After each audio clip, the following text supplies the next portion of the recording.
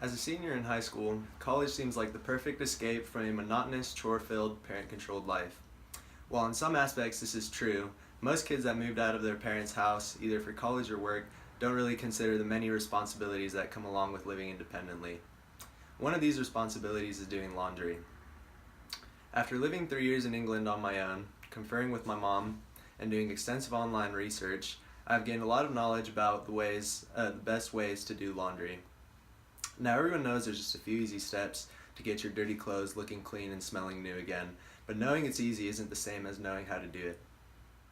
For those of us that can't afford to wear brand new clothes every day or pay a maid to do our laundry, the only option we have left is doing the laundry ourselves.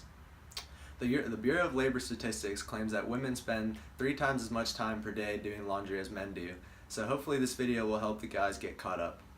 By the end of this presentation, you will know how to prep your clothes for wash them, dry them, and fold them to perfection. Before we get started, there's a few items we need to make sure that we can do our laundry. The required materials are laundry detergent, fabric softener,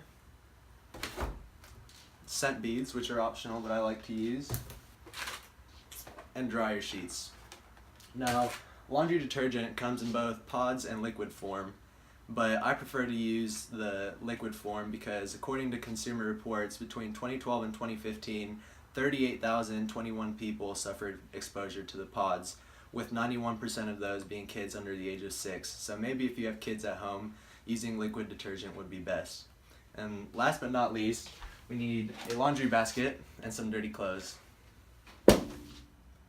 Now that we have all the key ingredients to do a load of laundry, we can finally get started. The first step is to separate your laundry into lights, darks, and sheets and towels. You should check your washer and dryer settings to see what settings are best for different types of clothes. According to NorfolkLaundry.com, laundry accounts for approximately 20% of a household's water usage, so maximizing your load size and wash cycle is a crucial step when it comes to saving money and energy. While all washers and dryers have more or less the same settings, some specific controls may vary from one unit to another. Most clothes can be washed on medium temperature in a normal spin cycle, but for clothes that you care more about, it may be safer to put on a delicate cycle at a cold temperature. Towels and sheets can be washed at a hot temperature and higher spin cycles since they are made of tougher materials, and it generally doesn't matter if these are kept in tip-top shape as long as they are clean. Now that you have selected which load of laundry and what settings your wash will be on, you can go ahead and add the detergent and fabric softener either to the specified compartment or just to the bottom of the tub, as with my washer and dryer.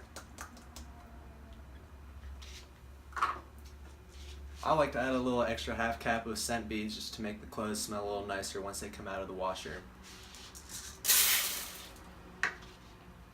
You can find instructions in the back of detergent bottles and fabric softener bottles which tell you how much of each you need for your desired load. The next step is to add the clothes to the washer.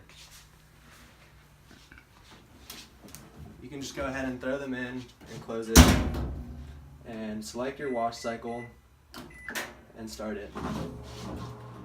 Once the washer is finished, you can simply transfer the clothes from the washer to the dryer.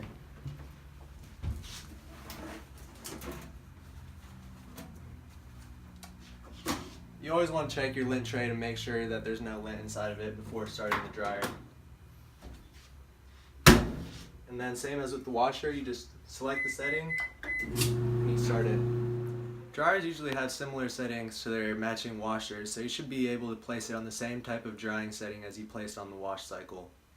After about an hour, your dryer cycle should be done and you can check your clothes to make sure they are dry. I like to fold my clothes immediately to prevent wrinkles, but if you iron your clothes, that's not a necessary step. Now, while doing laundry seems like a pretty easy process, there's still a few scenarios that you want to avoid. Firstly, you want to make sure to check your pockets so that you don't lose any money or headphones or anything like that. You also want to make sure that your clothes are separated by color so that your darker colors don't bleed to your lighter clothes. Bleeding is what happens when colors get transferred from darker clothes to lighter clothes, usually due to high temperatures. You also want to make sure that the heat settings aren't too high, as this can cause clothes to shrink. If you avoid all these mishaps, you should be able to end up with a perfectly done load of laundry. After everything you've learned from this video today, you should be able to prep, wash, dry, and fold your clothes to perfection. While the steps themselves are easy, lots of care has to be taken to make sure that all of the right conditions are met and your clothes are washed correctly. Once you have these steps locked down, you'll no longer need to run to your parents' house or have your roommate do your laundry. While being a grown-up isn't always fun and games, hopefully this video made one part of the process a little easier.